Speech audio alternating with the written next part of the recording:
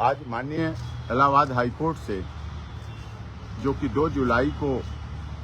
मुगलगढ़ी में मानव मंगल मिलन सद्भावना समागम में दुखद घटना हुई थी,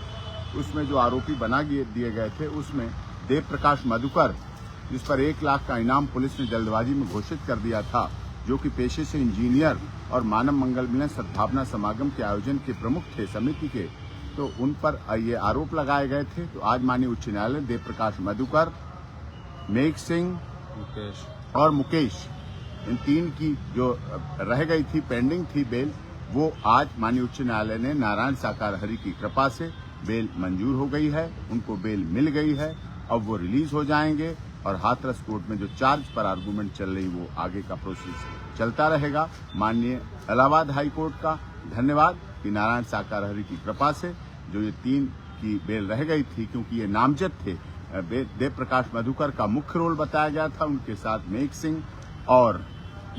मुकेश साथ में जोड़े गए थे, तो उनका मुख्य रोल था। 1 लाख रुपए का इनाम भी घोषित कर दिया था पुलिस ने जल्दबाजी में। लेकिन आज माननीय उच्च न्यायालय ने bail is rule, jail is denial, jail is exception के आधार पर और उनमें देव प्रकाश मधुकर और इन सभी आरोपियों का किसी का कोई क्रिमिनल रिकॉर्ड नहीं था,